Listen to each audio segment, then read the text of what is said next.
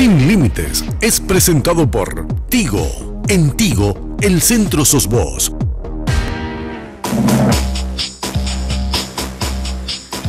Muy buenas noches, estimados amigos. Gracias por estar con nosotros. Antes de empezar, porque hay muchísimas cosas de que hablar, la ropa de Perry Ellis. Hola, Carlos, ¿cómo te va? ¿Cómo estás, Enrique? Te veo muy elegante también a vos. También sacaste de Perry Ellis. Sí, obvio. Excelente. Segundo nivel del Shopping del Sol, ya saben que siempre nos vestimos ahí y que ahí pueden encontrar todas estas y por supuesto miles de otras opciones también.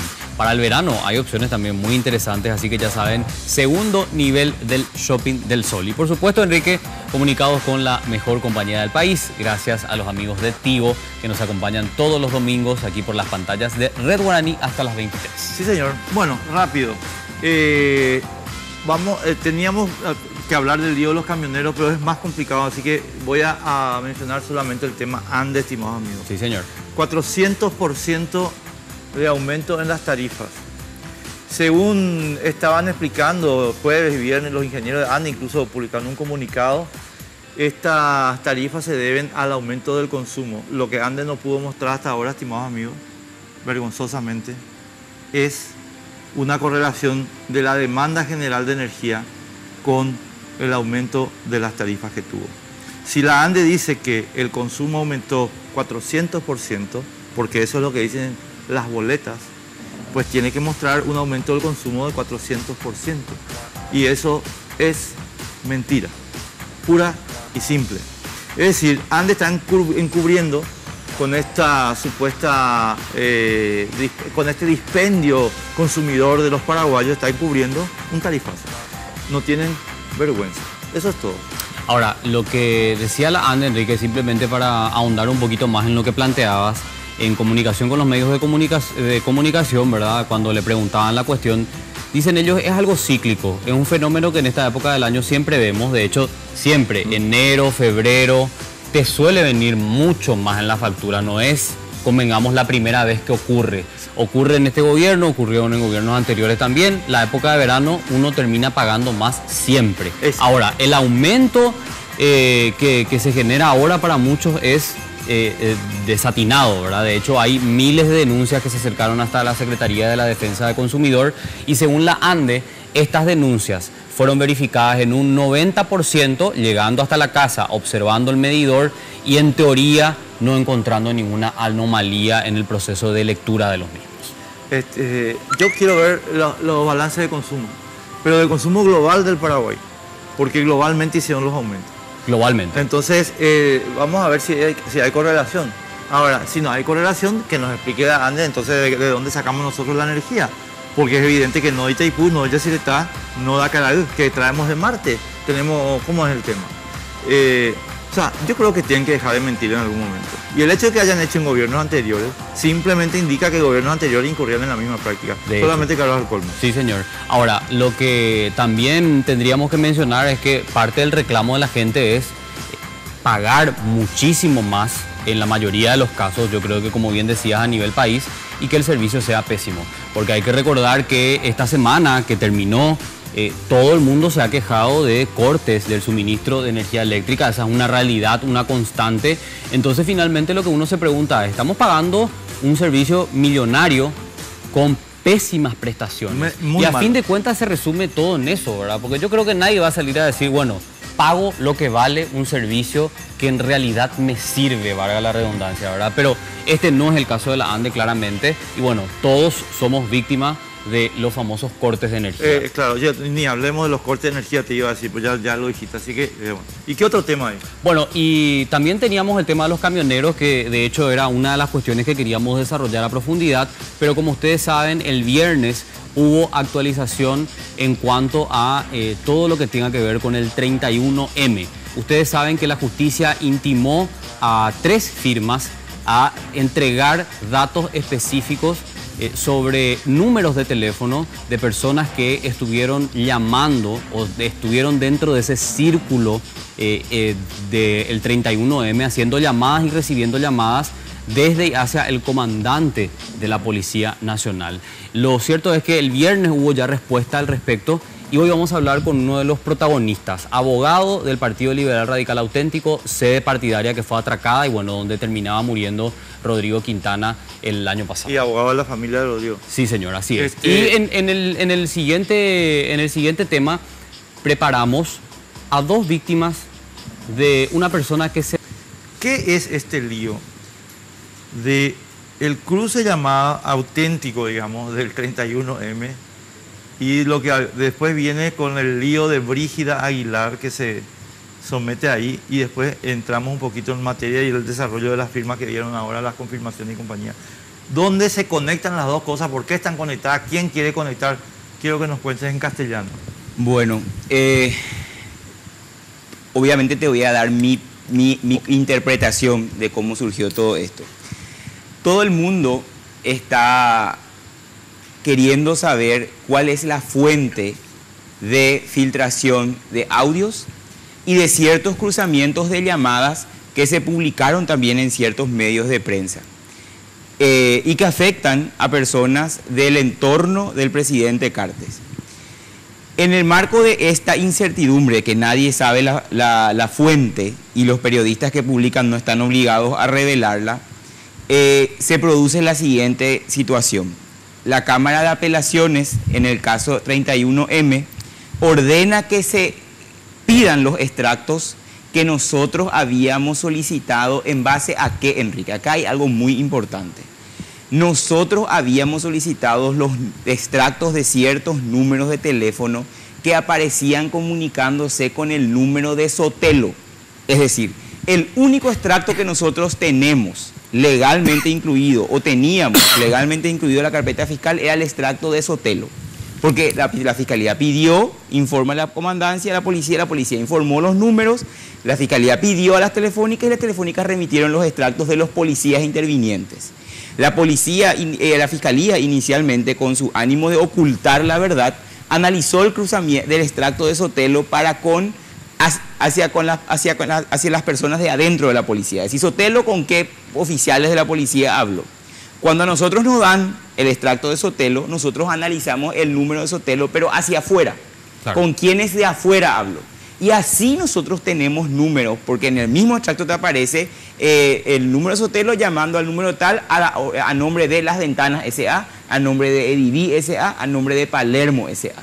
Y de las investigaciones que hicimos, le atribuimos eso, nuestra sospecha, a José Ortiz, Canillas, Horacio Cartes y demás.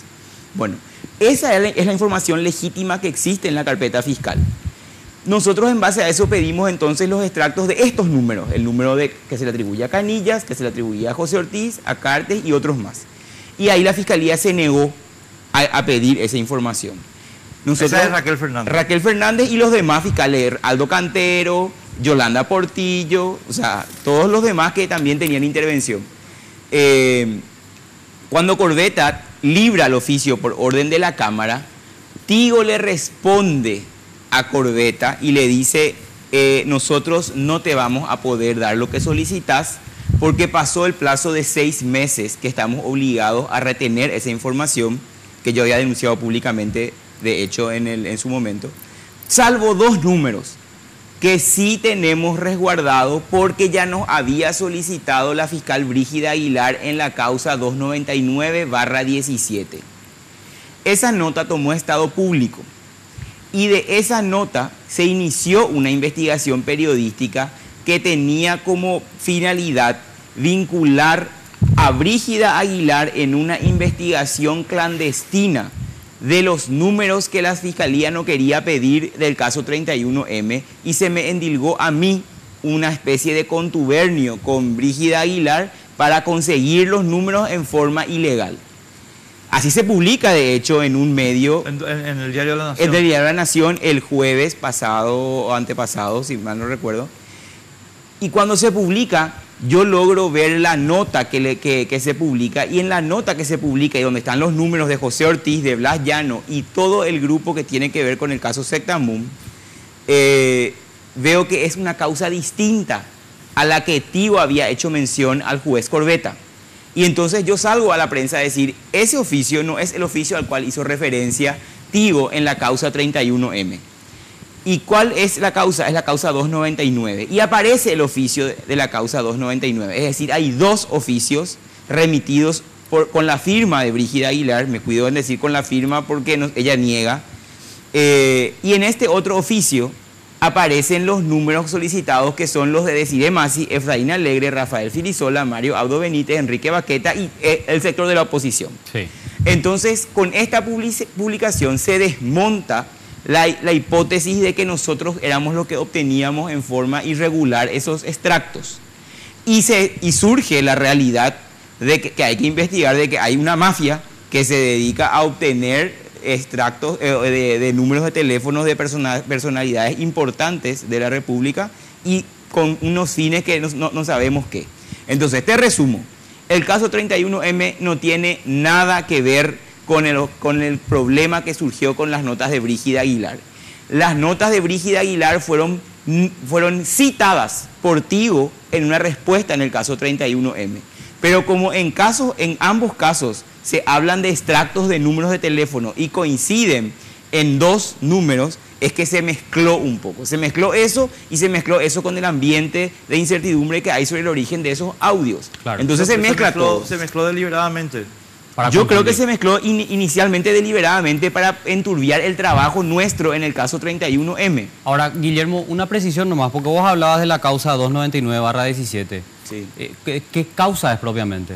Es una causa que dice persona innominada sobre hecho a determinar. Es decir, no tiene nada que ver, es una causa que está en J. Augusto Saldívar. Supuestamente, yo no sé, porque hay otra cuestión que hay que saber. Yo me presenté por el doctor Efraín Alegre, por la senadora Masi y el doctor Rafael Filisola la carpeta que tiene Marlene González, justamente para saber de qué se trata esa carpeta fiscal y cómo viene la mano, porque son también afectados los números de estas personas que nombré. Pero esta investigación que tiene Marlene González es como un secreto que se mantiene cerrado y que maneja solamente ella y nadie puede acceder. ¿Cómo se llama la fiscal? Marlene González. Marlene González. Nosotros ya le pedimos por escrito y le insistimos y esperamos un retorno, una respuesta de ella mañana. Y si no lo hace, vamos a ver qué temperamento asumimos. Claro. Ahora, vamos a, digamos, la información reciente que queremos poner también a consideración de la audiencia. De hecho, ya tuvieron tiempo de leerlo en los medios de comunicación desde el viernes por la tarde, pero como lo tenemos aquí al protagonista, él nos va a poder explicar mucho mejor. Lo que confirma Ventanas S.A. es que el número registrado a nombre de la firma era utilizado por José Ortiz. Sí. Entonces tenemos el primer dato que es categórico y como bien dice nuestra idea central, digamos, del tema ahí, estamos cada vez más cerca para saber quién dio la orden. Ventana S.A. confirma que este número es utilizado o era utilizado por José Ortiz y es, digamos, José Ortiz el que recibe la llamada de Sotelo ese 31 de marzo y 1 de abril. Él le llama también. Y él también le llama, correcto. No es que la llamada, sino Las llamadas, porque son varias, ¿verdad? Pero como estaba explicando Guillermo, como en la carpeta fiscal está el extracto de llamada de Sotelo, por eso que Sí, yo pero decía... hay llamadas entrantes y salientes. Llamadas entrantes y salientes, está aclarado entonces. Y la segunda respuesta también es la de Evidi S.A., que confirma que Luis Canillas utilizaba el número con terminación 842, que pertenece a esta empresa, según la firma que responde este oficio judicial. Estamos cada vez más cerca, Guillermo, para saber quién dio la orden. Así podemos concluir, digamos, después de tener estos datos y se suma a esta hipótesis que ustedes ya venían desarrollando, ¿verdad? Claro. Sí, son pasos que van confirmando nuestra sospecha y nuestra hipótesis. Como yo siempre dije, esto es una hipótesis que tiene que ser corroborada o descartada. Pero yo quiero hacer una explicación porque esto pues se genera reacción de la ciudadanía y sí. La reacción que siempre recibo es que esto no prueba nada y que no, jamás voy a saber el contenido de la comunicación, de la llamada. Entonces no le voy a poder atribuir nada a nadie. Claro. 1. 2. ¿Quién va a decir cómo es lo que yo voy a pensar que José Ortiz mandó matarle a Rodrigo Quintana o que hubo una orden para ir a matarle a alguien en el PLRA? Yo esas respuestas quiero responder desde el punto de vista del derecho penal, explicando lo siguiente.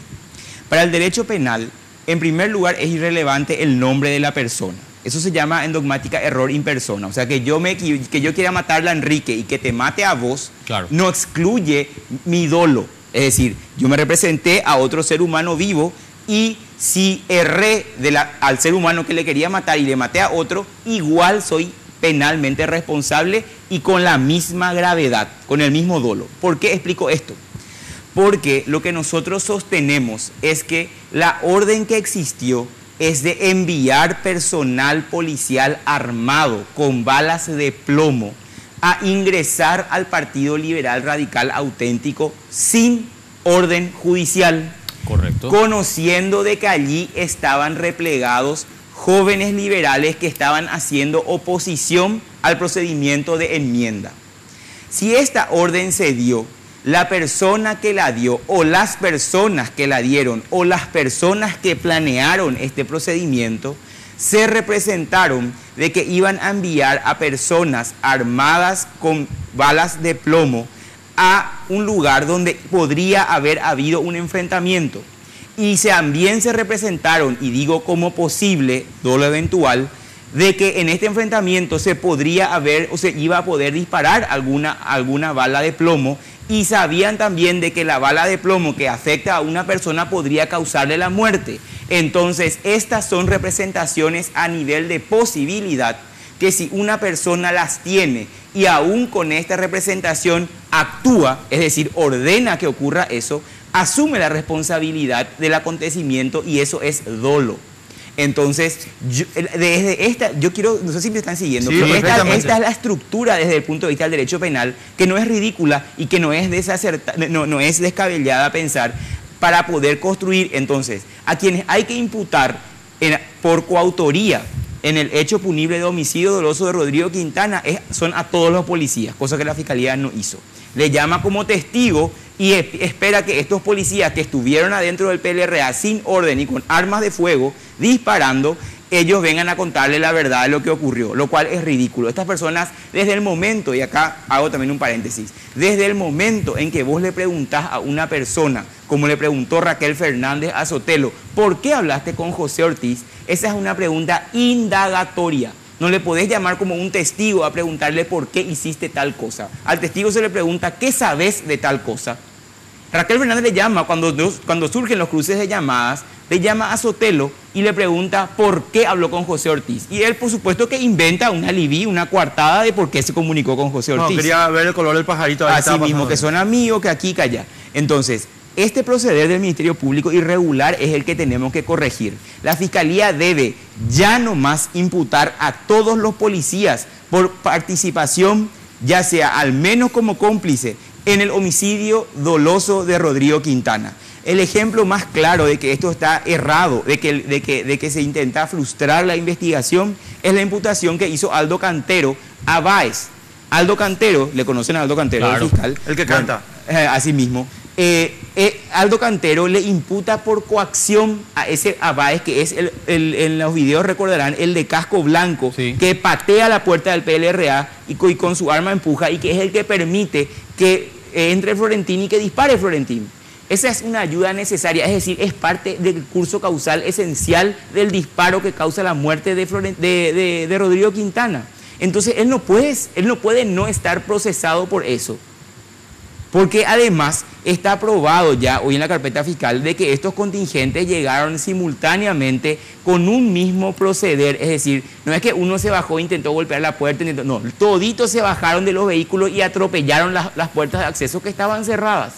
Y todos hicieron todo lo posible para superar. Y los jóvenes que estaban desde adentro tratando de defenderse eran disparados por los otros escopeteros que estaban allí. Entonces, cada policía es causa de la muerte de Rodrigo Quintana, porque si le suprimimos mentalmente a ellos, Florentino hubiese logrado entrar, y si Florentino entraba, no iba a poder disparar y no se iba a morir Rodrigo Quintana. Entonces, esto es lo que nosotros le proponemos a la Fiscalía, que baje en el expediente como hipótesis, que le impute a todos los policías, desde Sotelo hasta abajo, y que todo el mundo empiece a dar explicaciones como indagatoria de por qué se fueron al PLRA, por qué se fueron armados, que estén con las medidas cautelares que merece el proceso, y ahí van a empezar a dar las explicaciones. Yo me fui porque me dijo fulano, ese fulano tiene que venir a explicar también por qué le mandó a esos subalternos a hacer eso, quién le dio la orden, cómo vino la mano.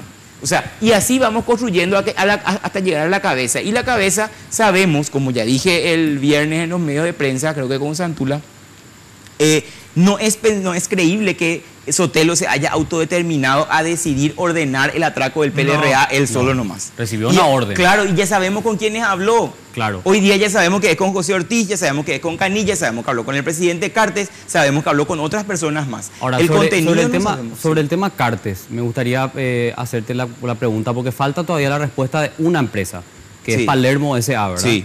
Porque si bien respondieron ya dos, falta una. Sí. Y ese sería el número de Horacio Cartes. Según nuestra hipótesis, sí. Pero nos falta la prueba. La prueba que es la nota donde se diga este número utiliza fulano de tal. Así como ya tenemos probado que el número utiliza Canillas es el que está en el cruce y el número que utiliza José Ortiz es el que está en el cruce. A la vuelta de los mensajes, Guille, porque me están matando acá, nuestro director está liquidando. A la vuelta de los mensajes vamos a entrar sobre el teléfono de Cartes. Pausa.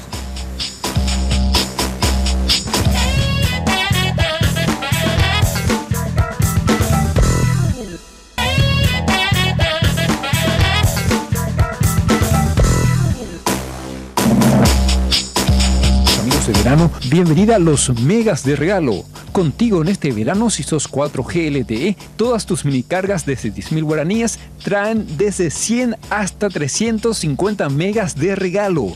Si aún no lo hiciste, cambia tu chip a 4G LTE para que puedas estar conectado y compartir lo mejor de tu verano. Porque en Tigo, el centro sos vos.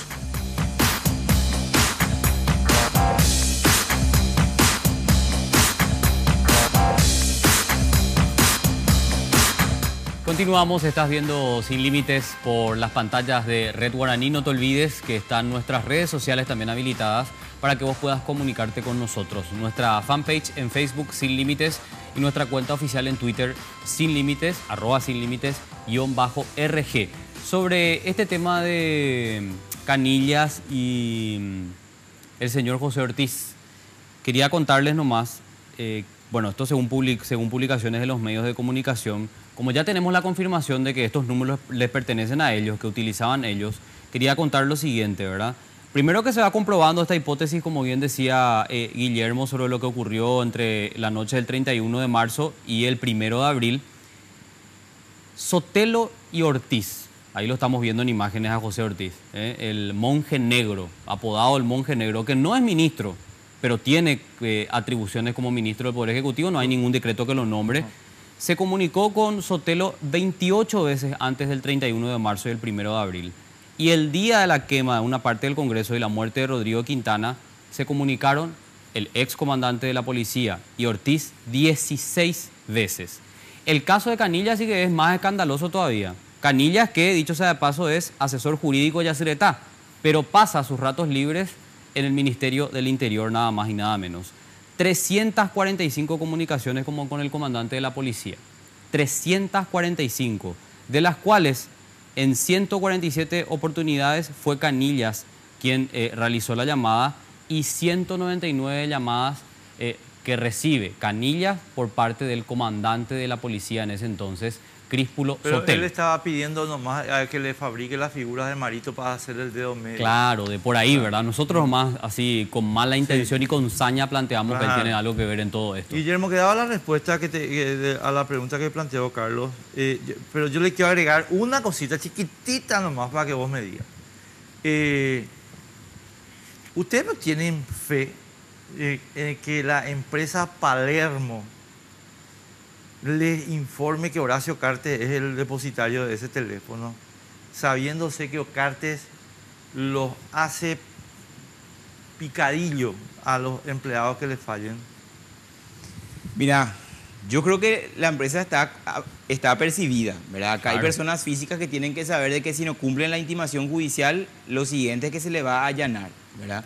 Y además se le pueden abrir procesos por frustración de la persecución penal y obstrucción y desacato y demás, ¿verdad? Yo más que fe lo que hago es no parar de insistir. Así como nadie pensó que el Poder Judicial me iba a autorizar a pedir estos extractos, hoy día eso es realidad. Pasó el plazo de 6 meses y bueno, este es otro obstáculo que estamos con el que estamos lidiando, con el caso personal que se mantuvo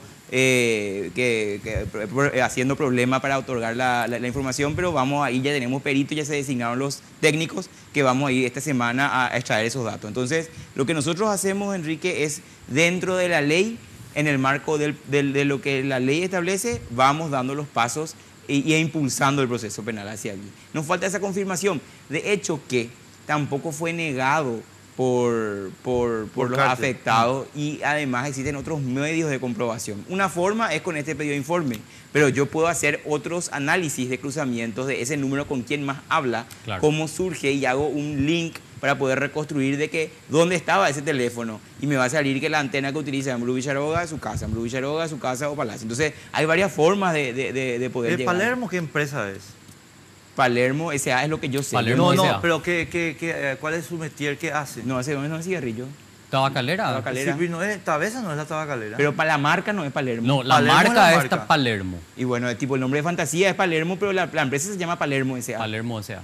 Entonces su nombre de fantasía es Tabesa. No, tabacalera. Tabesa No. debe ser otra, Ah. Tabacalera del Este debe ser otra empresa. O sea, Claro. yo ya ahí no entro, no conozco. No, ¿verdad? ya de curiosidad nomás es, ¿verdad? Vos O sea, sabés que ahora lo que yo tenía un poco de duda también, ¿y qué pasa con los demás que también se comunicaron con Sotelo?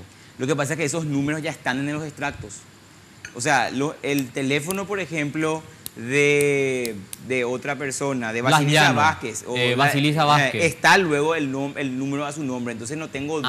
Ah, claro, ¿entendés? correcto. No está a nombre de una empresa, Claro. está a nombre de una persona jurídica, Es directa. física, digo. ¿verdad? Física, a Física. nombre del titular. Claro, a nombre del titular, entonces ya no hay duda. Así mismo. No hay, se pedían estos informes porque estaba a nombre de la empresa, justamente. Claro, y quién persona física utiliza dentro de la empresa es lo que queríamos saber. Claro. Hoy día ya tenemos corroborado eso. Correcto. Lo que quería plantearte también, Guillermo, porque estaba leyendo, Hernán Galeano es el que planteó una pericia del laboratorio forense sobre el tema de los cruces de llamadas y lo mantuvo en secreto Bueno, así fue.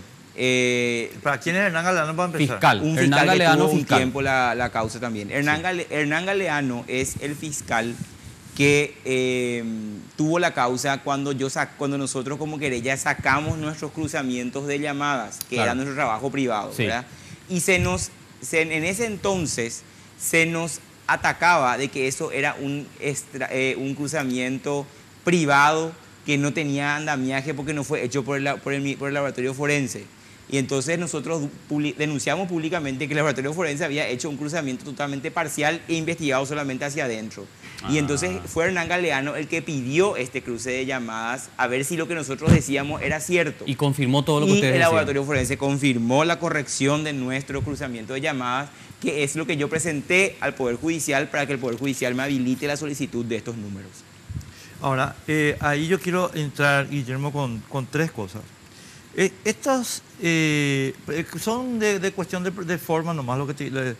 Raquel Fernández, Algo Anterior, Yolanda Portillo, están fuera de la causa. Están Sí. fuera de la causa. Ahora tenemos una fiscal nueva que es Teresa Rojas, ¿verdad? Teresa Rojas, que está recusada, que su interina es Silvana Otazú, Sí. que Silvana Otazú está de permiso, y me enteré el viernes que finalmente es Teresa Sosa la que está interinando. Es No, decir, pero a lo que porque yo hablé con Silvana en la Sí. radio, en Monumental, y Silvana me explicó que efectivamente hubo la recusación, pero que hay un rechazo de la recusación, ¿o no? sí, se le rechazó El de fiscal recusación general a confirmó, Paredes ¿no? Palma, se le confirmó a Teresa Rojas, pero ¿qué ocurre?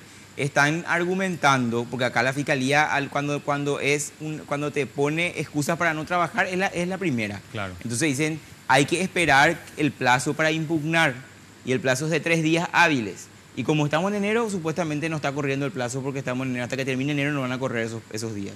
Pero lo cual es un contrasentido, porque bien que fue un día hábil para presentar la recusación.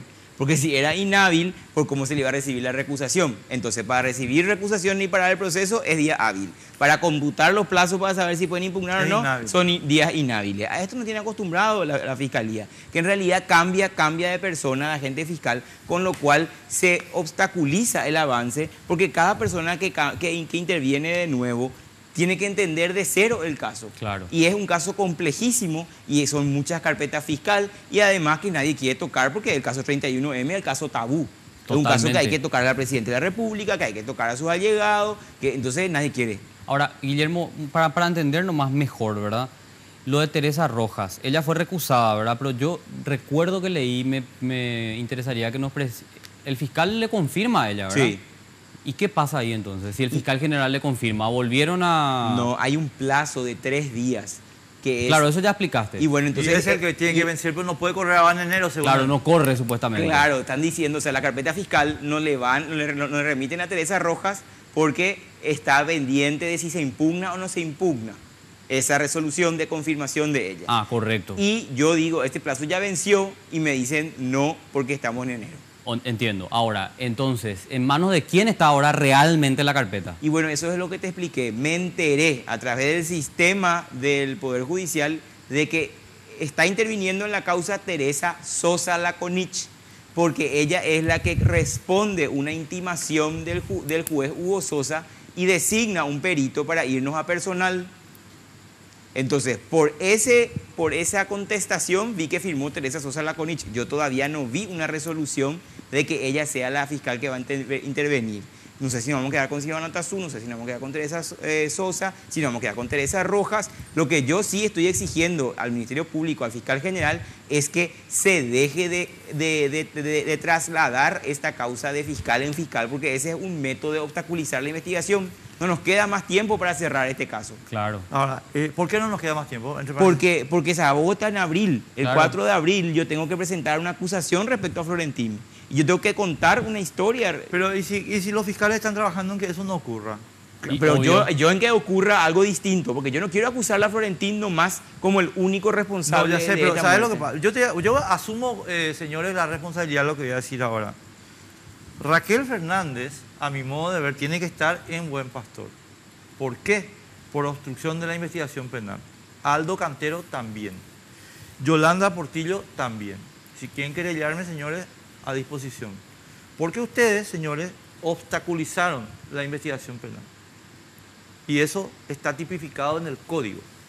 Ahora, Yolanda Portillo, que es la que le investiga o al fiscal general ahora. Claro, imagínate Bueno, entre vos. paréntesis. No, vos sabés que, para citar nomás los 3 nombres, responsabilidades de cada uno. Raquel Fernández, ¿qué hizo o qué no hizo? No Raquel pidió fue- los cruces de llamada. No mi- pidió los cruces de llamada, correcto. Aldo Cantero, ¿qué hizo o qué no hizo? Le imputó por coacción a Báez. Al Yolanda tipo que Portillo, quiso dividió dividir- las causas. Quiso que Báez tenga en una carpeta fiscal, Florentino en otra carpeta fiscal, Paredes Palma en otra carpeta fiscal. No, Correctísimo. yo redondeo, a donde quiero llegar nomás yo, Guillermo, es que el propósito porque vos fijaste una fecha de abril. Yo lo que te digo es, acá hay un propósito, a mi modo de ver, totalmente explícito de parte del Ministerio Público, de que ellos no van a permitir que el caso llegue. Y incluso ahora se está haciendo una auditoría al señor Alejo Vera, entre paréntesis, fiscal que viene de Ciudad del Este, el feudo de José Ortiz. José Ortiz controla la ciudad, él es el dueño, y de ahí viene el nuevo fiscal general. Y va a hacer una auditoría, y yo dije el viernes, y te lo repito ahora, para blanquear esta actuación de Raquel Fernández, de Yolanda Portillo y de Aldo Cantero. Ellos van a salir después como la Virgen María. Y entonces te van a decir a vos, no, acá se hizo todo bien y te cerramos el caso.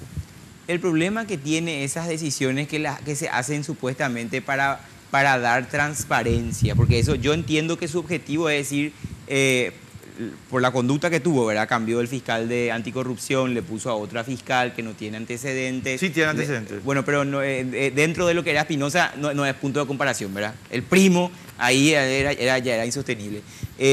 Entonces hacen estas cosas como que generando una tranquilidad de que va a ser objetivo o va a ser serio el tema, pero desde el momento en que hacen una auditoría, pero ¿qué es lo que van a auditar? claro. ¿Cuál es el punto? ¿Cuál es la pregunta? ¿Qué es lo que va a buscar la persona? ¿Qué es lo que va a investigar? ¿A quién lo que se le va a auditar? Una auditoría así en abstracto.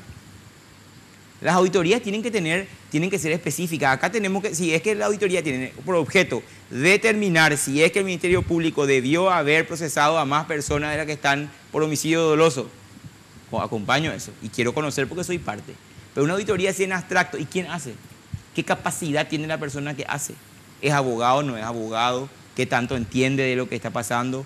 ¿Cómo va? Otra cosa, están haciendo perder tiempo a la fiscalía porque tienen que hacer fotocopia o tienen que remitir su carpeta fiscal. En vez de estar investigando, realmente estamos perdiendo tiempo con que se audite una causa que está en tránsito, ¿verdad? Quiero una cosa nomás decir, porque a mí me asusta mucho que acá de repente vienen algunos nombres y te dicen Sandra Quiñones es santa, Sandra Quiñones. Sandra Quiñones no es santa, Sandra Quiñones. Está complicada con el grupo Cartes hasta el cuello. Caso Pablo Medina con Cristina Villalba y la impunidad en el caso Piñanes. Número 1. Alba Cantero Vera, la nueva fiscal anticorrupción. Yo no sé dónde sacan que es virgen. Esta señora es la que hizo la impunidad del caso Maxton, donde se desaparecieron 20 depósitos en negro de políticos. Ella hizo desaparecer la causa. Y ahora viene a decirme que es la fiscal anticorrupción. La fiscal fue nombrada en julio de 2015 con 20 o 30 llamadas telefónicas de políticos. Eso está en los diarios, no es una cosa que yo me fui a investigar. Es porque leí los diarios nomás. Y resulta que viene ahora a decirnos que ella es la fiscal anticorrupción. No, Guillermo, discúlpame. Esta señora es parte del menjunje de Alejo Vera. Ahora, hablando de Pues sí, fiscales... pero yo lo que cuando te dije eso, te dije es diferente a Federico Espinosa. Porque Claro. Federico Espinosa ya era insostenible. No, El era lo primo- más alevoso que podía Claro. existir, ¿verdad? Entonces, Y definitivamente. tenemos que ver dentro del Ministerio Público qué se puede hacer, quién puede venir, quién no puede venir. Claro. Ahora, para cerrar nomás, tenemos que irnos a una pausa, pero para cerrar este tema de los fiscales que estuvieron investigando, entre comillas, abre paréntesis, no sé, lo que quieran, ¿qué va a pasar con ellos? ¿Qué debería pasar? Enrique decía tiene que estar en la cárcel, ¿verdad? Pero eso es un poco más difícil, ¿verdad? Escuché que hay iniciativas de llevarla, por lo menos a Raquel Fernández, al jurado de enjuiciamiento de magistrados, un proceso liderado por el senador Eduardo Peta. Pero la pregunta es, ¿qué pasa con Aldo Cantero? ¿Qué pasa con Yolanda Portillo? Todos responsables en la búsqueda de la impunidad. Mira, yo ya expliqué varias veces esto.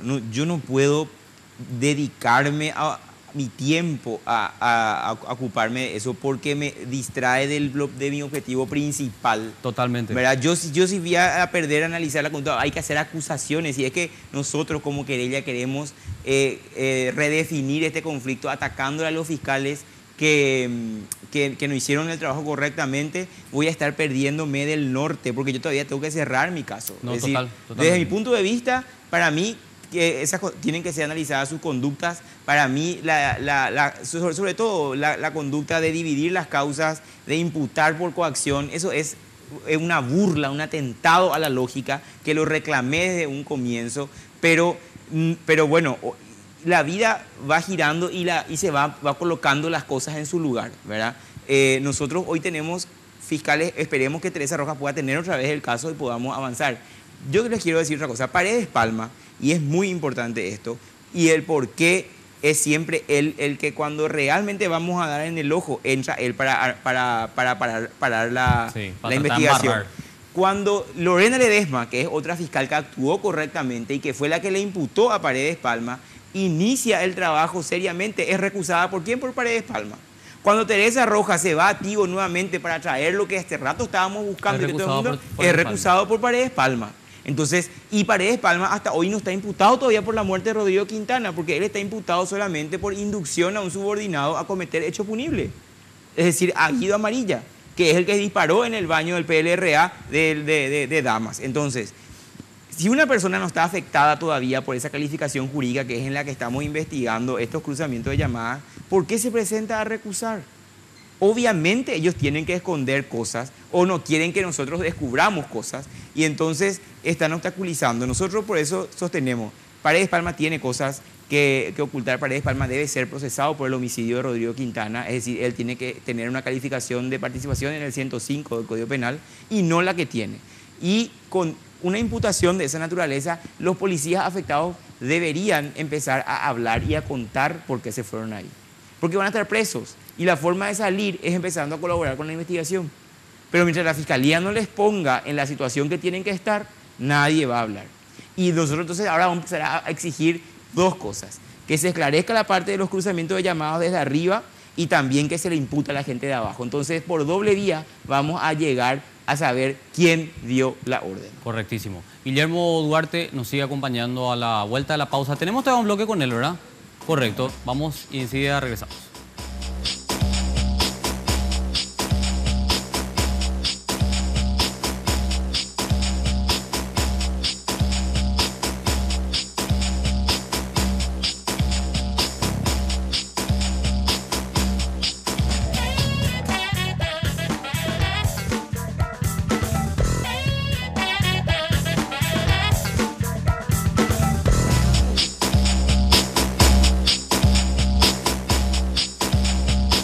El estrés y las contracturas cervicales son dos de los problemas nerviosos más frecuentes de hoy día. La utilización del vibromasajeador orgánico Jack es un enorme paliativo para esas afecciones, ya que actúa como un descontracturante muscular, favoreciendo el óptimo funcionamiento del sistema nervioso central.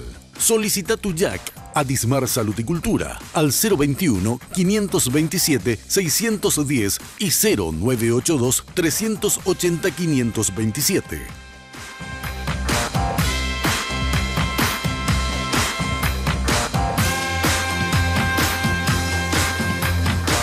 Continuamos, vamos hasta las 23 por las pantallas de Red Guaraní. En un ratito vamos a tener a dos víctimas de todo este sistema perverso de la Fiscalía General del Estado, personas que fueron imputadas también sobre el mismo escenario, ¿verdad? O desde el mismo escenario, 31M, una fecha realmente terrible para nuestra democracia que hasta el momento no tiene responsables que respondan ante la justicia. Pero antes queremos cerrar un poquito esta cuestión con Guillermo Duarte. Guillermo, ¿qué pasa con Núcleo S.A. personal? Ellos dicen, bueno, no tenemos la obligación de guardar más de 6 meses los datos. Eso es en base a un decreto, pero está también una ley que les obliga a guardar hasta 1 año.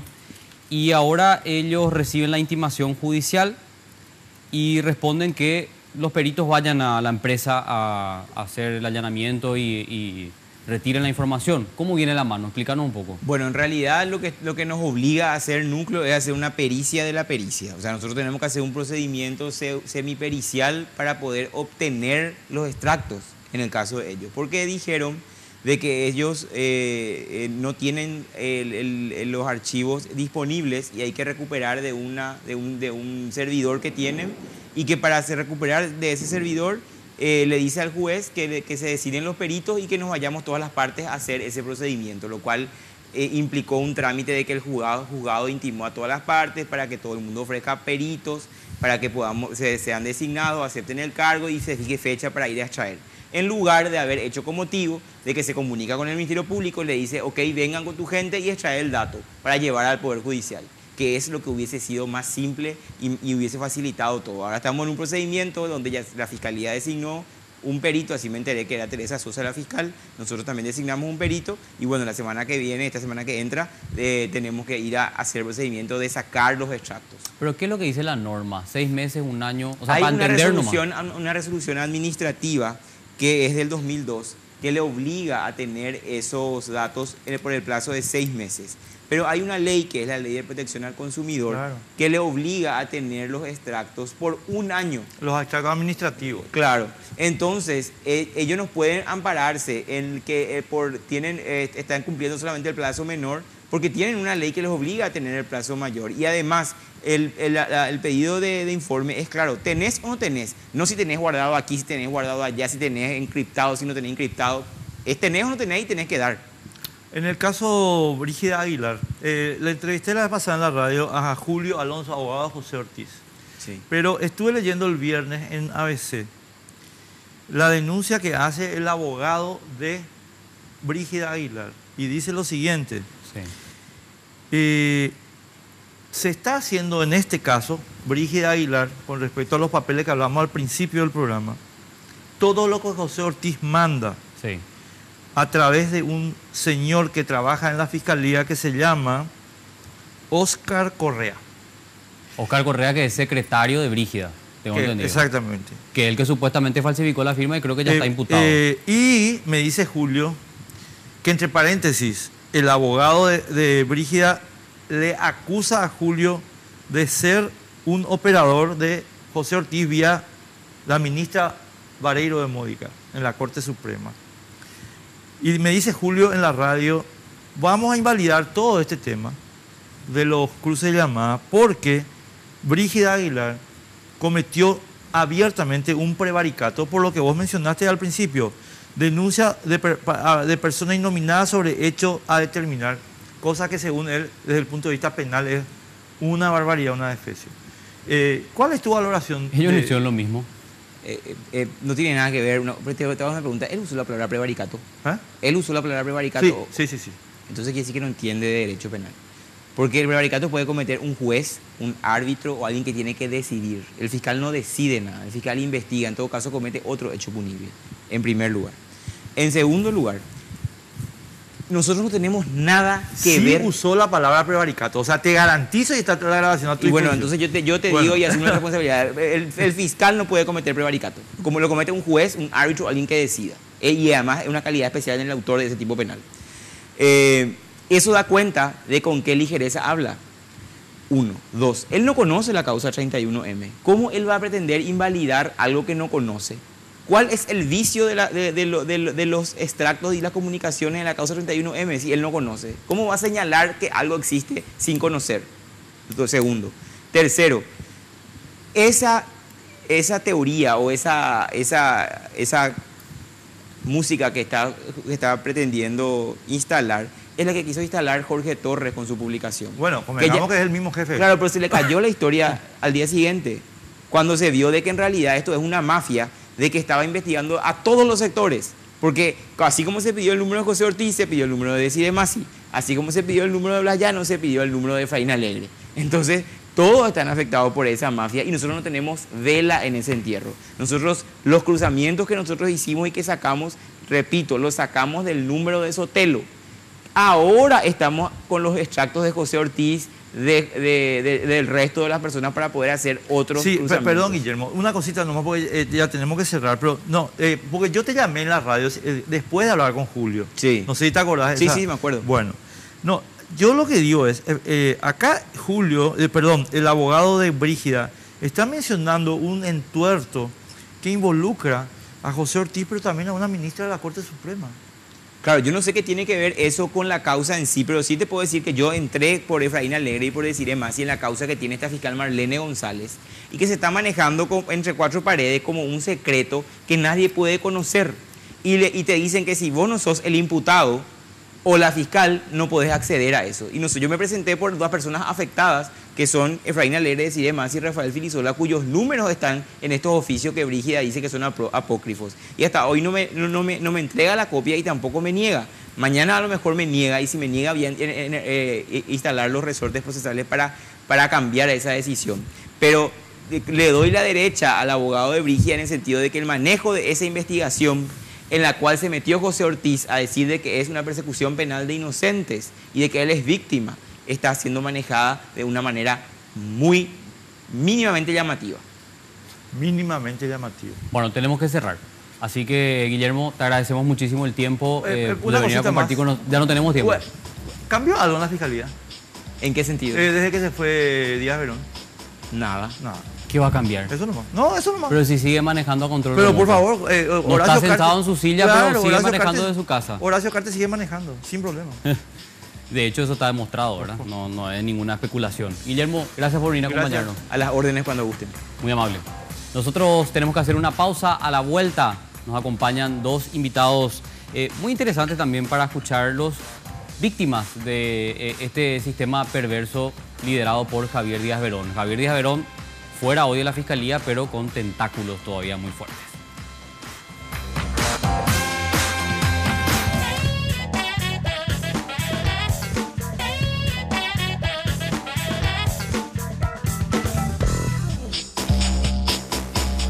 Bueno, ahora nos acompañan dos personas que fueron víctimas del sistema perverso de Javier Díaz Verón y en realidad del Grupo Cartes. Javier Díaz Verón es un empleado nomás del Grupo Cartes. Steven Patrón y Bulle Guillermini. Estamos con ellos, vamos a compartir con ellos no solo sus experiencias, sino también lo que toca en los procesos. Pero antes estamos en contacto, Carlos, con la fiscala Brígida Aguilar sobre el tema anterior que estábamos hablando con Guillermo Vargas. Sí, señor, así es. Así que ya la saludamos a la doctora que está en línea. Doctora, ¿cómo estás? Buenas noches. Buenas noches. Gracias por atendernos. Bueno, quería iniciar por lo último. Estuvimos leyendo declaraciones de tu abogado. Él señala que, bueno, las firmas son falsas, ¿verdad? O sea, que no te pertenecen a vos para ordenar este extracto de llamada a las compañías. ¿Será que nos podés explicar un poquito más al respecto y también precisarnos esto de las pericias caligráficas que tengo entendido ya solicitaste varias veces, aún sin respuesta? Sí, en realidad no solo las firmas no me pertenecen, todo el oficio in extenso es falso, ¿verdad? Partimos tan siquiera de la base de que en uno de los oficios el logo del Ministerio Público se halla de cabeza, ¿verdad? Desde ahí viene con una serie de irregularidades dentro de la redacción misma de lo que es el oficio, ¿verdad? Y las dos firmas son falsas. ¿Y por qué hablo de dos firmas? Porque ni siquiera las dos firmas que se hayan estampadas en estos dos oficios coinciden entre sí, y mucho menos con la firma mía, ¿verdad? O sea que es totalmente diferente, son las tres. Ni siquiera se tomaron el trabajo de tratar de imitar o hacer una firma similar a la mía, ¿verdad? Tampoco nunca estas dos causas que se mencionan, los dos números de causa, pertenecieron a la unidad de la cual yo estuve al frente durante 14 años. Claro, estamos hablando de J. Augusto Saldívar, ¿verdad? Puntualizar es que hasta el 30 de octubre yo estuve al frente de esa unidad. A partir del 31 ya presté servicios en la ciudad de Luque. Correctísimo. Mal podría también seguir emitiendo oficios o aguardando que me envíen en esa unidad algún informe de algún cruce de llamadas si yo ya no estaba prestando servicios en la misma. Claro. Yo ya fui notificada en fecha 25 de octubre de ese traslado y el segundo oficio sale en fecha 28 de noviembre, ¿verdad? O sea que ya totalmente irregular desde ese punto de vista también, ¿verdad? Claro, doctora. Y, yo lo que más apunto en este momento y lo que más necesito y lo que estoy clamando es que se realice la pericia caligráfica, claro, para poder determinar fehacientemente y con documentos de que ambas firmas no me pertenecen. Doctora, hoy en la fecha presenté el quinto pedido de diligencia puntualizando especialmente esta, que es la que más me interesa a mí. Correctísimo. Le quería preguntar también, ¿quién es este hombre que ya está imputado, Óscar Correa? Él era tu secretario, él estaría detrás de esta falsificación. ¿Qué puedes decirnos al respecto? Y aparentemente todo eso yo me entero a través de la prensa, ¿verdad? Porque yo hasta hoy día tampoco me dieron acceso a la carpeta fiscal y no me explican por qué, ¿verdad? Estoy también solicitando desde el día 1 que me entreguen la copia. Sí, Óscar Correa era un funcionario de la unidad, de los 8 funcionarios que tenía a mi cargo, él tiene el cargo de secretario fiscal y era parte de la unidad a la cual yo estaba enfrente, ¿verdad? Ahora, Brígida, Enrique te saluda. Quiero pedirte ahondar un poquito sobre la base de la declaración de tu abogado y señalar si vos tenés algo que agregar al esquema de relación que plantea tu abogado entre la ministra Gladys Vareiro de Módica y José Ortiz en la definición de políticas penales, sobre todo en el asunto que te afectó a vos con la fiscal adjunta María Teresa Aguirre de Ayó. ¿Qué podés agregar sobre eso? Yo tengo entendido que el abogado que se presenta forma parte del bufete de la de la ministra, ¿verdad? Esa información lo que Julio Alonso. proporcionaron, sí, Alonso, doctor Alonso. Pero espera un poco, doctora, una cosita, perdóname que te interrumpa. Sí. ¿Una ministra de la Corte todavía tiene un buffet funcionando? Esa es la información que a mí me pasaron, Enrique. Pero estamos todos locos. A mí no me consta fehacientemente de que él sea del buffet, o sea, que de que ella siga dentro de ese buffet, pero de que sea parte del equipo es lo que me informaron. ¿Y José Ortiz qué tiene que ver toda esa historia, doctora? ¿Tenés idea? Y él se presentó como una víctima dentro de ese teatro, vamos a decir, ¿verdad? No, claro, esa parte de la historia sí la conocemos y la hemos repasado en reiteradas ocasiones, pero digo nomás, el abogado decía, se hace lo que José Ortiz dice, ¿verdad? Pero, o sea, tu abogado dice... Decía que yo fui la primera en presentar la denuncia en referente a la falsificación de las firmas. Cuando yo observo cuando yo puedo tener acceso al documento, inmediatamente yo presento fecha 18 la denuncia, lo que hace a mi parte con respecto a la falsificación de firmas, ¿verdad? En fecha 19 el señor sí se presenta con una denuncia dentro del mismo contexto, ¿verdad? Y solicita en forma inmediata que realice la intervención en la unidad de J. Augusto Saldívar donde yo prestaba servicio, ¿verdad? Esa diligencia se realiza esa misma mañana. Claro. Los pedidos que yo hice hasta hoy me contestan que yo no soy parte, que yo no puedo pedir copias, y yo soy en este caso la principal víctima, ¿verdad? Qué terrible. Yo lo que estoy haciendo en este momento es dedicarme a tratar de reivindicar mi nombre, ¿verdad? Que fue bastante manoseado, y soy una víctima que está clamando tan solo esa diligencia, y como agente fiscal yo sé que esa diligencia se puede realizar en cualquier momento. Inmediatamente, Pero, claro. Ahora, doctora, una última consulta, agradeciéndote muchísimo el tiempo, un día que yo me imagino estás descansando también para poder conversar con nosotros.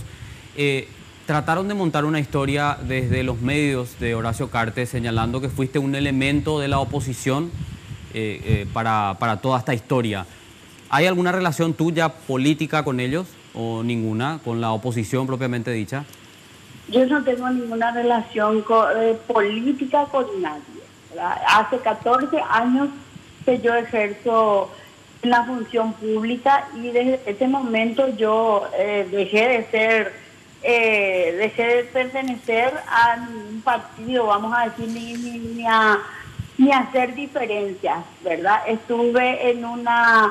14 años estuve en una zonal donde políticamente se conoce como una zona donde en su mayoría son liberales, ¿verdad? Los políticos que manejan en esa zona, y nunca tuve inconvenientes con ellos, nunca tuve inconvenientes, ¿verdad? Así que yo sé que esto es netamente político, ¿verdad? Pero yo no tengo ningún lazo, ningún compromiso con ningún político de ninguna de las partes, ni oficialistas ni oposición. También quiero hacer notar que también ya llegó el informe del correo del supuesto correo al cual se envió el informe. Está todo agregado a la carpeta fiscal, ¿verdad? Claro. Yo estoy tratando de indagar información porque me la niegan, y es lo que yo quiero saber por qué. Sencillo. Gracias, Brígida, muy amable por estos datos, gracias por tu tiempo. Muchísimas gracias por el espacio. Brígida Aguilar, la fiscal que está... Carlos, yo voy a decir una cosa nomás y termino. ¿Qué cámara puedo hablar así de frente? Hola, José Ortiz, ¿cómo te va? Lo que queremos mostrarte es que toda la estructura de poder en la cual vos sos el árbitro sigue vigente. Pero hay una diferencia entre un año atrás y ahora, José Ortiz. Se te cayó la máscara. Antes vos podías operar en secreto y entonces le llamabas a Sotelo, a los fiscales, le llamabas a tu empleado Óscar González Dar y compañía, y entonces dirigías el país en delegación de Horacio Cartes, que claro, ¿verdad? No es que vos sos autónomo. Pero ahora, José, se te cayó la máscara.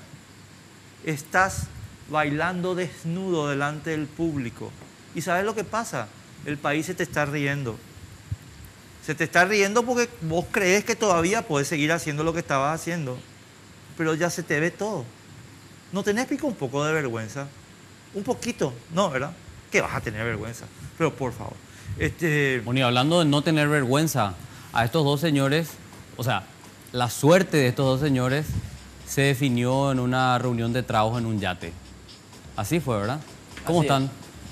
Rodrigo Buenas Buller noches. Guillermine, ¿qué se siente al ser condenado desde un yate? Sí, ¿verdad? Es como que uno espera, bueno, esto vino del, no sé, del 9º piso del Poder Judicial. Está pensando cuál es el lugar donde se reúne la mesa redonda de todos los malos, ¿verdad? Y bueno, ese es un yate. Estás viendo siempre la imagen de los papeles. Claro, no, claro. Esto había una cervecita, Sí, una de birra. medio. Estuvieron 4 horas, porque en el audio entre Littman y Carmelo Caballero describen eso, ¿saben?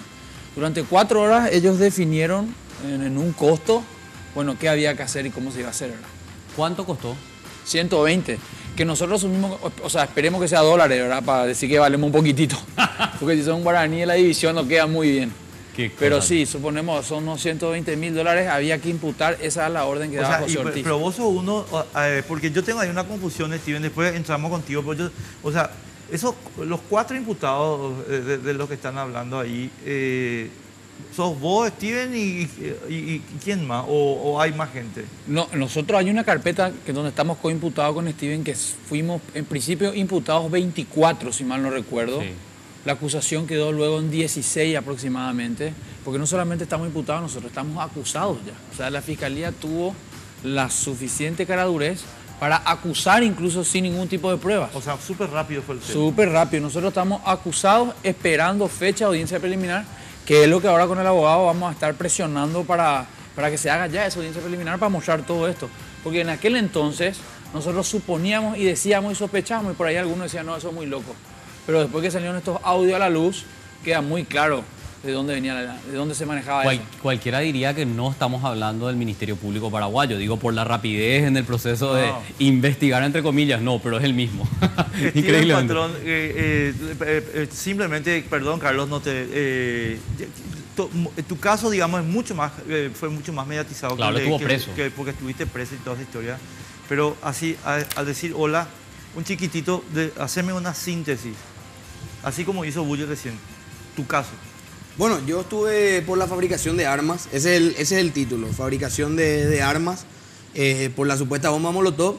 Nosotros le entregamos a la Fiscalía el circuito cerrado para que esclarezca la muerte de Rodrigo Quintana.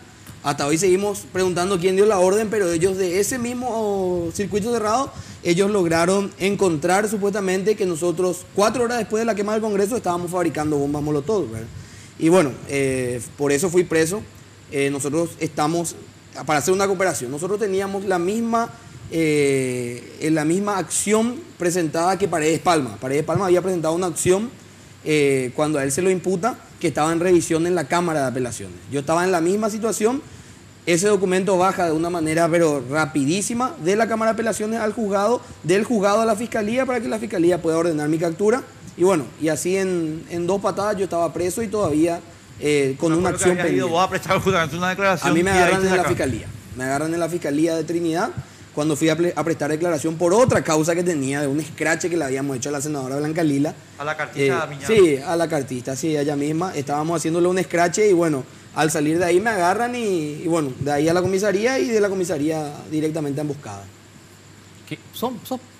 ¿Te consideras un preso político? Sí, yo creo que fui un preso político, que sigo siendo un perseguido político acá como... De hecho, están del cuello todavía, ¿verdad? No, yo sigo la misma causa. Además, hay una acción de inconstitucionalidad hacia mi libertad, que si mañana sale eso, yo vuelo adentro, ¿verdad?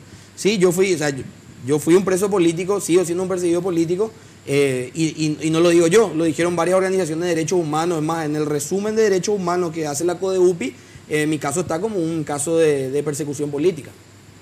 Qué terrible. Así es. Vos estás imputado por el tema de la fabricación de las bombas Molotov, pero no es la única causa, ¿verdad? No, yo estoy también por la quema del Congreso, estoy por la bomba Molotov. Ahora no entiendo si sigo estando o no por perturbación a la paz pública por 2 scratches.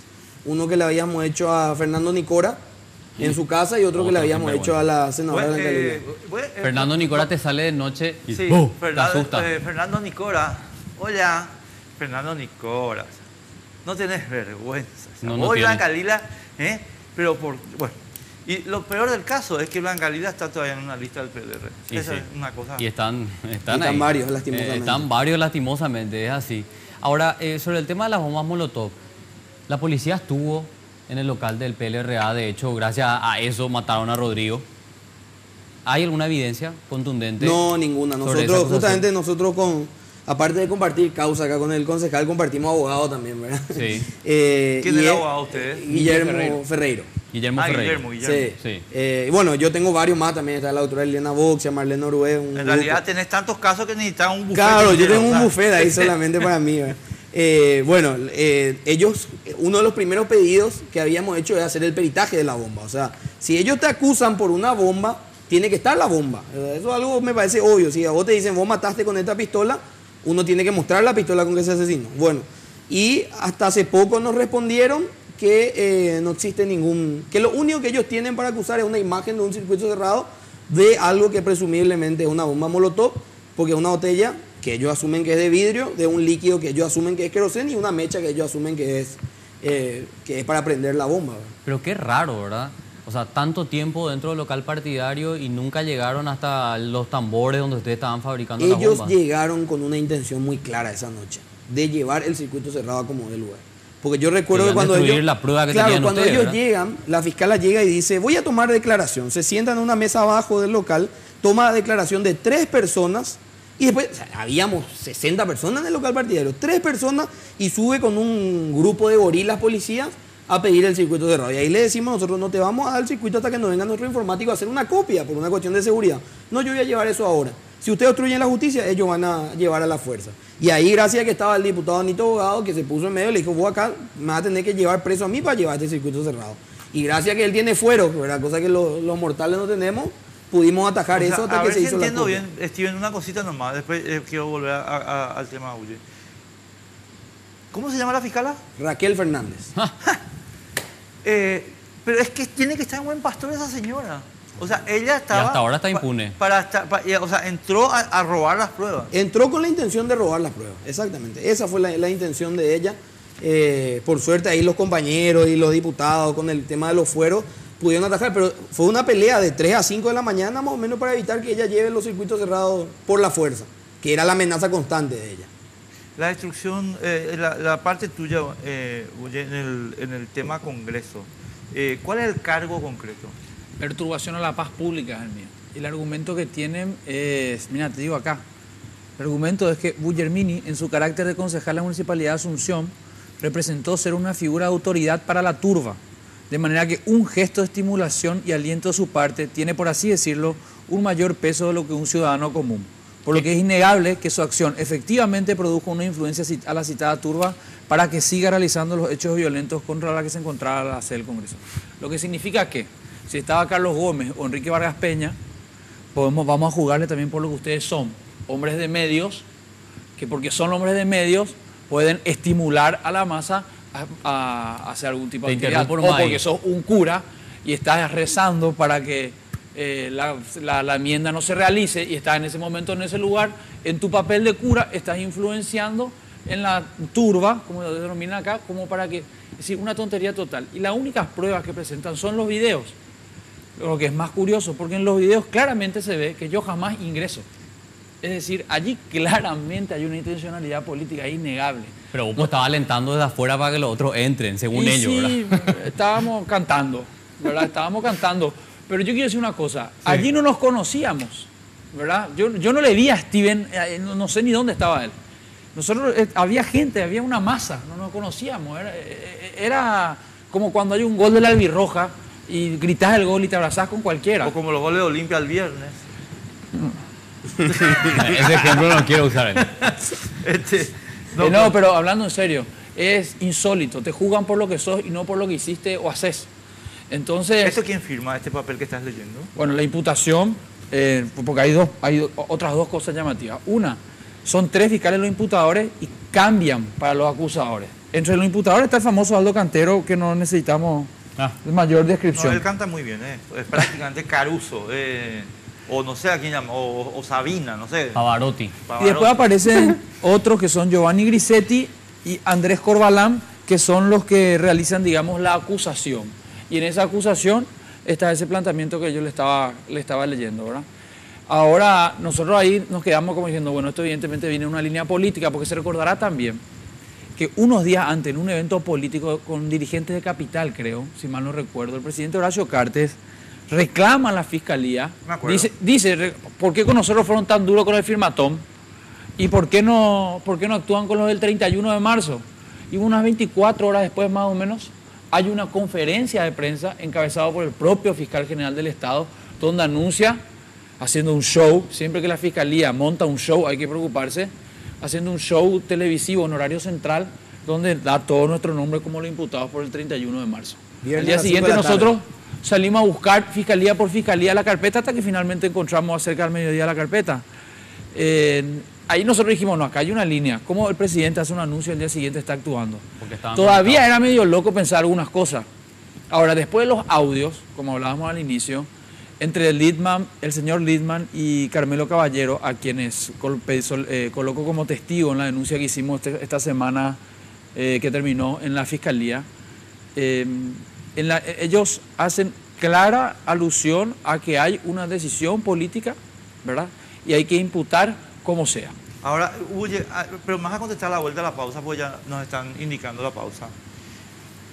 Quiero contarte que se fueron a Monumental, a Radio Monumental, y dijeron que ese audio en realidad no es referido a los hechos del 31M, sino que es referido al caso de Luis Aguirre Blanco. Electrofácil. De Electrofácil. Y que por eso estaban hablando de dinero y compañía. Pero contestarme después qué podemos decir sobre eso, que están presentando ahora, entre comillas, para tratar de liberarse del asunto. A la vuelta de la pausa.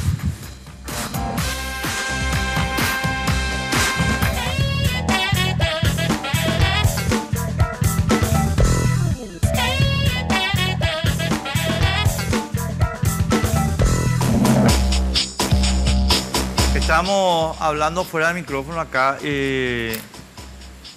Yo honestamente creo que podemos, Carlos, a vos que te gusta el cine y compañía, Sí.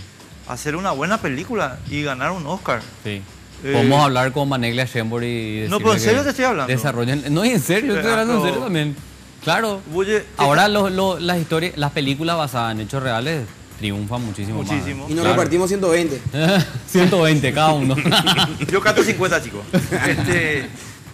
No, oye, contame, a ver, eso que te estaba contando, que se fueron estos chicos del oficialismo fiscal a decir en Radio Monumental. ¿Cómo lo que el tema? Dice que no eran ustedes, que era por el caso de Luis Aguirre Blanco. Sí, bueno, O sea, lo que quiero es tu valoración de esa... Bueno, primero espectacular, ellos emiten una y otra influencia para decir que no hacen esta influencia, claro. En primer término. Segundo, si se trata de ese señor, como estábamos diciendo con Steven, ¿qué pasa con los otros 3? ¿Quiénes son?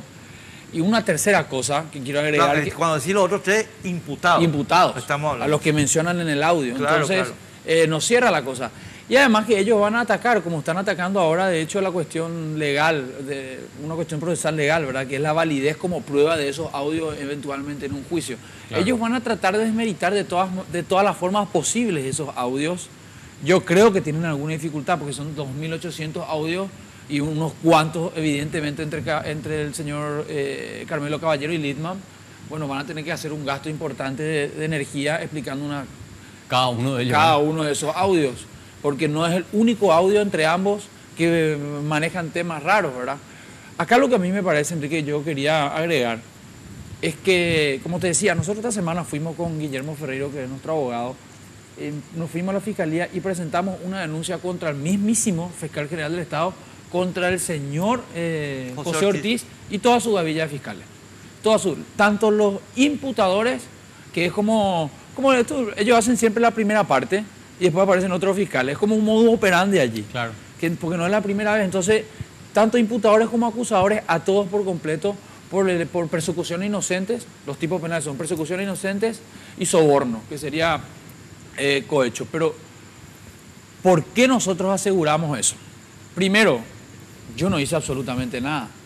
Todo lo que estuvimos allí, probablemente, estábamos ejerciendo nuestro derecho constitucional de manifestarnos contra la violencia a la institución y a la Constitución Nacional. Estábamos defendiendo nuestro país en ese momento. O sea, ni siquiera yo hablo por mí, que no entré tal vez al Congreso. Pero, pucha, estábamos defendiendo algo. ¿Quién violenta primero qué cosa? Es la pregunta que hay que hacerse. Si es que vamos a tratar de... Porque se referían a nosotros como violentos en ese momento. Yo también estuve en la plaza, José. Entonces, no, pues había miles de personas en la plaza. Había miles de personas en la plaza. No quieras robarte el protagonismo. No quiero robar el protagonismo. Quiero avisar nomás. Yo también estuve en la plaza. Ahora puedes avisar, menos mal perdió en diciembre. No quiero contar que cobardemente... empezó el quilombo del tipo huyó. Empezó el quilombo y me fui. Le llamé a decirle, tenés que salir acá porque se está... Y me dijo, estamos jodidos. Y entonces qué bárbaro. No, además, yo estaba allí en mi entorno, había un montón de personas o personajes conocidos, digamos, que estaban en ese momento allí, que no tuvieron la suerte o la mala suerte de ser captados por un video. Porque allí un montón de gente innominada, son 16 acusados. Es decir, hay 16 personas que tal vez no sea concejal, que tal vez no sea Steven Patrón, que tal vez no sea un dirigente político, que está allí acusado por una causa. Es decir, había que acusar para justificar lo que ellos hicieron. No importa que te llames Juan, José o Rodrigo Guillermini, había que imputar y había que acusar. Es lo que dice claramente que José Ortiz dijo. Es lo que se dice y se escucha en ese audio. Y ahora, perdón Carlos, una cosita más nomás. Entonces ustedes ahora le hacen una denuncia penal, pero ya incluyéndole a José Ortiz. Incluido a José Ortiz, claro que sí, a José Ortiz por soborno. Y citamos como testigo al señor Lindman y al señor Carmelo Caballero. Claro, porque de hecho ellos son van los a que tener revelan, que ¿verdad?, el participar en esquema. esta causa. Pero te quiero hacer una pregunta procesal. Y ahora, pasado mañana martes, porque también tiene estas cosas la fiscalía de repente. Yo hice eso esta semana, creo que fue martes a la mañana. Y 8 días después, este martes, ya estoy citado para hacer declaratoria. Una cuestión de procedimiento nomás que quiero entender. Porque si yo soy Carmelo Caballero, te iba a decir, no me ibas a testificar. Y es lo que hizo ya González Dar. Él no se presentó. Sí, dijo, pero él está en indagatoria.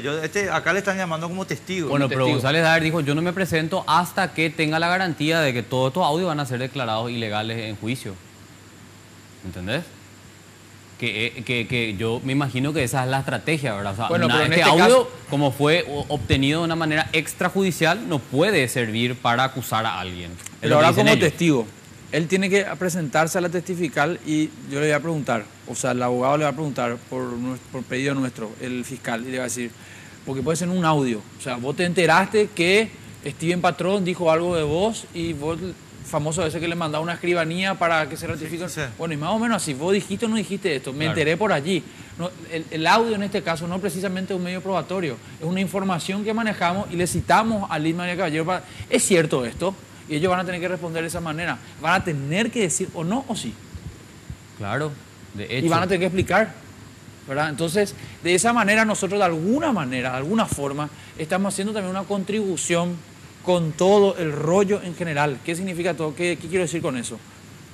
Que acá de fondo, por eso nos animamos a hacer esta denuncia, pensamos mucho con Guillermo, porque no nos queríamos quedar quietos. Primero, tenemos que defender nuestro derecho de manifestarnos. Es una locura que vos que te estén dando el mensaje de que vos venías a manifestarte en la plaza y te metemos tiro, como ocurrió con Rodrigo, que el caso de Rodrigo no se mueve, los otros casos sí se mueven, o te cagamos a palo ahí mismo frente a la plaza. O te vilipendiamos públicamente como si fueras vos el criminal.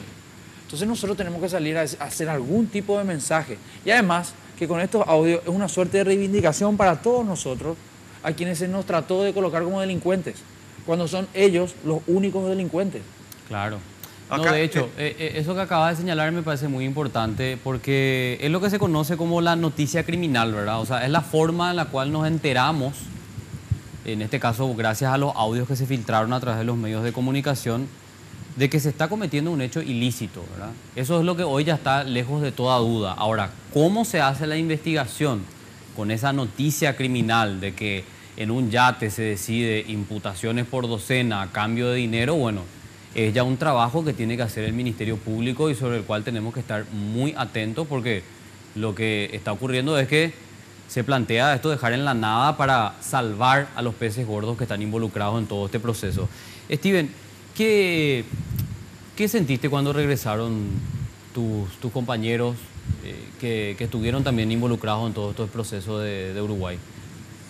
Y mucha tranquilidad. O sea, te tengo que contar qué sentí cuando se fueron. Porque No, yo estando en la cárcel, yo me entero por una visita que recibo de que se iba a hacer ese operativo.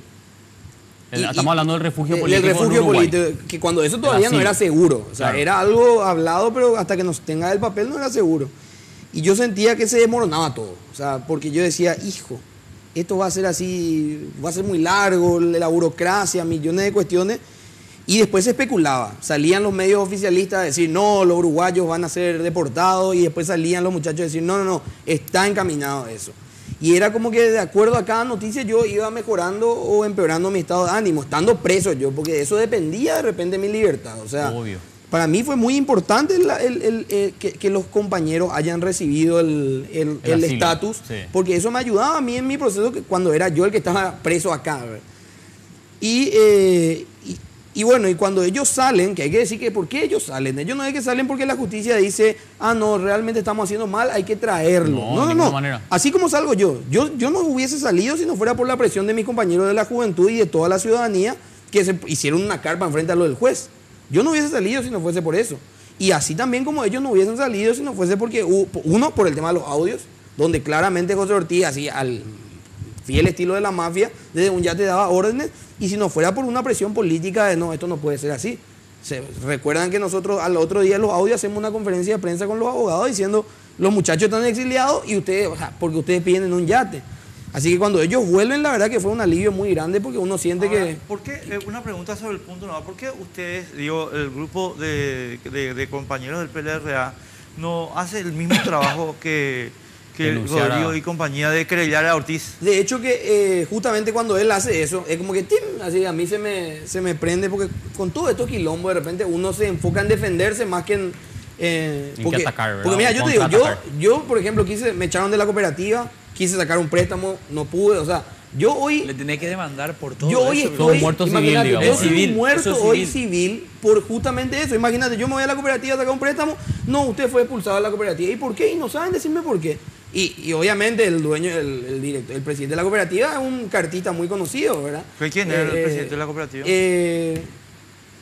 No recuerdo el apellido, Juan, de la cooperativa San Cristóbal. Osorio. ¿Cómo?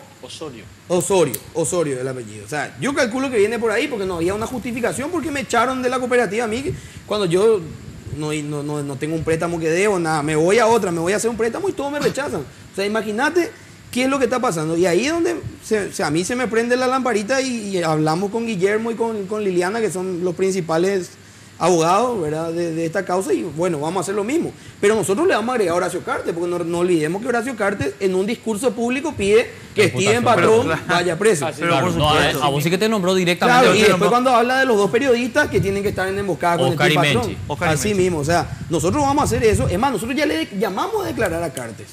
O sea, nosotros le pusimos a él como testigo en un petitorio de prueba. No, Cartes también tiene que estar Sí, preso. totalmente. Nosotros Ocurre vamos el accidente que es presidente nomás, pero... No, y después va a ser senador. Yo te puedo asegurar que Cartes se va a ir preso. Él no va a ser senador, no va a jurar y él va a terminar preso. Dios Si no te es acá, oiga. va a ser...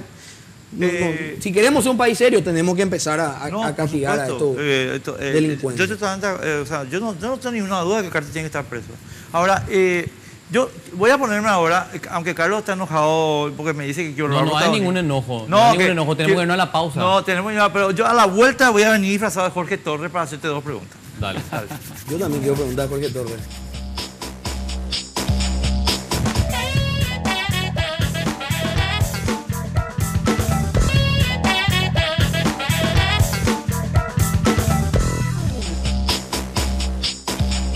Bueno, Rodrigo Guglielmini, Te voy a hacer una pregunta. No quieren acá que haga mi inspiración. ¿Para qué le nombrás? No. Pero el Congreso se incendió. ¿Quién incendió el Congreso? El pueblo en defensa de su constitución. Pero más vale, pero lo que yo te decía inicialmente, que me parece que de todas... Porque, a ver, yo digo, yo no entré. Eso para demostrar que me están acusando al santo botón. Pero no es que yo no reivindique la manifestación pacífica inicialmente, pero si te quieren joder más, la manifestación también avanza. Eso es legítimo aquí y en todas partes del mundo. Acá tenemos un artículo de la Constitución Nacional. Sí, el 138. Exactamente, el 138, y en todas partes. Se iba a violar la Constitución para que un presidente que quiere gobernar con el miedo y el terror continúe. Y la gente allí estaba dispuesta, había gente allí dispuesta a continuar. Yo algo en esa noche, estábamos en la manifestación y pasa una persona que yo no le conozco, no lo ubico, pero que no tenía las dos piernas, tenía una prótesis. Sí, yo vi iba con la muleta. Y le filmo y levanto, ¿verdad? Ese era el espíritu de ese día.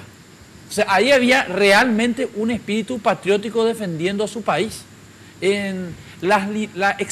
Quienes se extralimitaron primero estaban allí adentro, en ese edificio. O allí estaba su silla o allí estaba su oficina. Entonces, por supuesto, el Congreso fue el símbolo de todo lo malo en ese momento y allí fue la gente a descargar su furia. Yo digo más, si eso continuaba, probablemente eso haya llegado a más, ¿verdad? O sea, y podían venir tanques, podían venir más policías y iba a venir más gente también. Estaba dividiendo el país el señor Horacio Cartes. Entonces, obviamente, tiene este tipo de consecuencias. Eso no es acá en Paraguay, eso es en cualquier parte. Y Steven, con la misma inspiración, dice que un especialista del cuerpo de bomberos fue invitado a un programa de uno de los medios de Cartes, ¿verdad? Donde dijo que lo que ustedes tenían en la mano, sí, efectivamente era una molotov.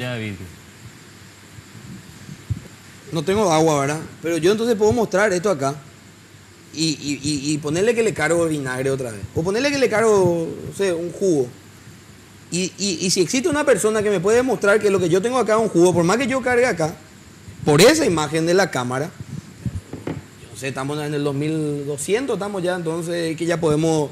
Es imposible saber que lo que yo tenía adentro era un líquido inflamable.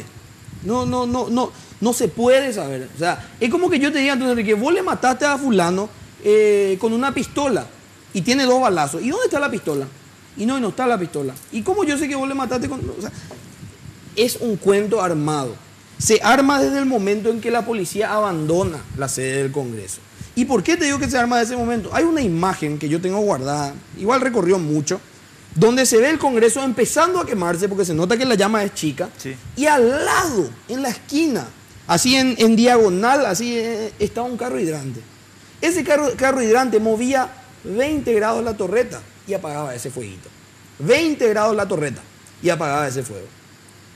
No se quiso apagar. O sea, hubo No, y también otra una pregunta orden de- también, otra pregunta también, Sí. ¿verdad? Dejar desprotegido el Congreso. Claro, a ¿Orden eso de totalmente. quién fue? No, Porque hay que recordar fue una cosa que en la alevosa. sesión de modificación del reglamento para generar el atropello hubo amplio destaque policial para que ni una hoja caiga. Después, el día de la sesión trucha, amplio destaque policial para que de nuevo ni una hoja caiga. El día en donde hubo una aglomeración importante de personas, donde los ánimos estaban terriblemente golpeados por este atropello, la policía, ¿de dónde? Tal cual. Es más, una hora después, un par de horas después, toman la decisión y despejan la plaza. Despejan la plaza en, ¿qué? 2 o 3 minutos. Sí. Eso es súper raro. Yo en ese momento dije, al principio dije, no creo. Pero ahora después de estos audios, de que todo lo que me parece muy fantasioso sea real, yo digo que ahí probablemente eso haya estado planificado desde ese mismo momento. Obvio. Yo recuerdo cuando entré al Congreso, porque yo entro ahí, se ve perfectamente en los videos, se apaga la luz. Después después se vuelve a prender y se vuelve a apagar la luz. Y ahí es como que de repente, me viene a la mente, estos van a apagar la luz para entrar cagarnos a palo y que nadie sepa acá qué es lo que pasó. Nosotros no vamos a ver ni quién nos pegó. Y en eso yo salgo. Y cuando salgo del Congreso ya estaba empezando a quemarse. ¿Y qué hacemos nosotros? Estamos ahí afuera cantando. Como dice Bulle, vino la montada y eso desapareció la gente. Vino la montada, entraban en las calles tiraban estos gases lacrimógenos en escopeta. Tiraban que vuelan 150 metros más o menos. O sea, ellos tenían el equipo para replegarnos en 2 patadas. Y ellos permitieron que entremos al Congreso. Porque ¿cuál es lo que era el cuento? Que entremos al Congreso, que el Congreso se queme, porque esa era la intención del oficialismo, que con esa excusa vayan al PLRA, hagan lo que quieran con nosotros y con todos los dirigentes presos, Efraín, los senadores, Desiré y compañía, se trate la enmienda, se apruebe la enmienda. Claro, yo estoy más con esa línea, Bulle, que con esa que vos planteaste. Yo creo que acá hubo una... a ver, déjame plantearlo de esta manera. Incendio del Reichstag en 1933 en Alemania, ¿verdad? Lo voy a poner para que se entienda un poco el punto, no por ninguna... resulta que la verdad verdadera es que ese chico comunista, Van der Lubbe, es el que quemó el Reichstag. O sea, las investigaciones que se hicieron después de la guerra confirman la investigación que hicieron los propios nazis de que ese chico del Partido Comunista Holandés es el que quemó el edificio. Pero, ¿qué pasó ahí? Ese incendio era lo que necesitaba el gobierno. Sí. Es decir, es lo que Lenin llama pues el idiota útil, ¿verdad? Por eso es que yo creo que la interpretación que está haciendo Steven me cierra mucho más la historia que cualquier otra que se pueda ensayar sobre lo que pasó. Que tal vez me haya expresado mal. No, yo creo que por ahí va la cuestión. Lo que quiero decir nomás es que no digo que ellos hayan mismos provocado una situación. Ahora, creo que había indignación. Sí, claro que había indignación, por favor, por supuesto. Totalmente. Y era un debate ya de, ¿cuánto? 8, 15 días. O sea, el tema estaba colocado, instalado y era el debate público principal. Ellos al realizar lo que hicieron, ¿verdad? Que fue un golpe parlamentario, ellos sabían que iba a existir una reacción.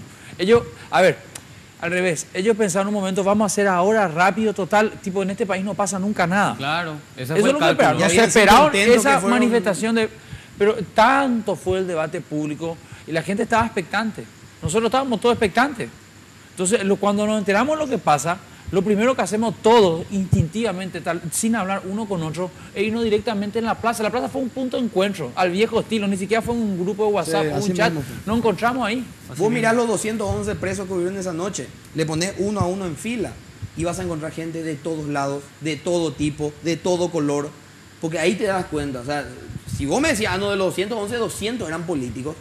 Sí, eso fue una movida política. Pero vos de los 211, si encontrabas 20, 30 políticos, ya es mucho.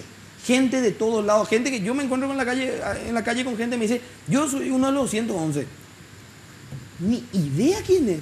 ¿Y vos qué hacías? Y estaba tomando café ahí en el centro y vino la policía, me agarró y me llevó. Claro. Imagínate, otro te dice, yo sí me fui a la plaza. ¿Y vos de dónde te fuiste a la plaza? Y yo vi en la tele y me fui a la plaza, te dice. Como este muchacho que dice Bulle, que no tiene las piernas, que él vio el quilombo, dijo, yo no puedo estar ajeno a lo que pasa, y se fue. O como este que perdió el ojo, porque hay uno que perdió el ojo. Él se fue de manera, pero nadie le pidió. Y esos son de repente héroes anónimos, que ya nadie habla de ellos, pero hay que decir que en la plaza hubo gente que perdió la vista, hay gente que no ve por culpa de esto. Hay una señora que perdió la oreja. O sea, acá tenemos que tener en cuenta que estos muchachos que fueron presos, si bien podemos hablar, hay gente que también se fue preso para pagar el pato, ¿verdad? Y después lo soltaron porque declararon a favor del discurso oficialista. Porque hay que decir eso, en la acusación de la quema del Congreso, hay un muchacho al que le sueltan, que estaba preso, que era un barra brava, que le sueltan 2 días antes de la acusación para que él declare en contra a todos los otros y a ese no se lo imputa. ¿Barra brava de qué club? Y la verdad que no recuerdo. Pues, en la imputación, si vos encontrás el acta de imputación, hay uno solo que es sobreseído. O sea, no se hace la acusa. No se le acusa. Es uno solo ahí que no se le acusa, de todos los 24 que estábamos. Y a ese que no se le acusa, 2 días antes tiene una declaración testifical donde él dice que fue contratado. O sea, imagínate, se le saca de prisión, se le hace declarar en contra y a él no se le acusa. La moneda de cambio para su libertad. Decir que te pagaron, decir que fue la oposición, decir que... Y eso es súper grave y la gente no habla de eso. O sea, como vos decís, Enrique, esto es para hacer una película realmente, pero no acá de un desenlace político que se dio, de cómo la mafia se apoderó del Estado para cometer su fechoría de la manera más tranquila posible. Tal cual. Porque esta es la mafia, hay que decir, no es la política esto. Esto porque muchos quieren de repente descreer a la clase política diciendo, no, esta no es la política, esta es la mafia que se apoderó de la política. Y a esta mafia tenemos que sacarle nosotros. Ahora, como integrante del PLRA, me imagino que te genera mucha indignación que los integrantes de esa mafia también son liberales. Pero o sea, claro que están sí. en tu partido. Totalmente. Senadores, diputados. Fueron los que hicieron, fueron los que estuvieron, cuando a mí me llevan preso, yo me subo a la patrullera, esposado obviamente, y el policía que estaba en acompañante recibe una llamada de Basilisa Vázquez. En mi cara. Y era, sí doctora, sí doctora, sí doctora. Y el asqueroso de Silva Facetti que sigue él Sí, hasta ahora, hasta hoy. sin que se le mueva un pelo. Pero es increíble. Silva Totalmente, no, Facetti. y es una vergüenza. Y María Carísimo y Y Gustavo es un Cardoso. compromiso, porque tú, en todos los sectores, en el Partido Colorado tenía golpistas y defensores, en el Partido Liberal lo mismo. No estoy justificando con eso. Y me parece muy triste como decir que muchos estén hoy dentro de las listas nuevamente. Pero justamente es hacer memoria y es realmente generar conciencia para que esa gente deje de estar. Y tienen que ir presos. Y yo sigo sosteniendo eso. Que esta gente, Blas Llano y todo y compañía, tienen que ir presos o Ellos tienen que están en los responder a la audios. justicia. Ellos están en los audios. Claro Sí, que están en los totalmente. audios. O sea, Por lo menos había cruce de llamadas, recuerdo. Sí, ellos están en los cruces de Sí, llamadas. sí, sí. De hecho. Bueno. Tenemos que ir cerrando, Enrique. Muchísimas gracias por la compañía. Espero que los dos bloques del programa hayan servido para ilustrar, estimado amigo, en manos de quién estamos. No, y lo peor, a este tipo que es el responsable de la persecución política que ustedes acaban de escuchar, lo salvaron. Lo salvaron en la semana del juicio político que tenía bien merecido y que era la previa a la cárcel, en donde en realidad tendría que estar Sí, y no ahora cómodo en su casa. Javier Díaz Nos Verón. referimos a Javier Díaz Claro, Verón. Javier Díaz Verón, Javiercito. Terrible. Bueno, nos vemos al domingo que viene. Chao. Chao, hasta luego. Sin Límites fue presentado por Tigo. En Tigo, el centro sos vos.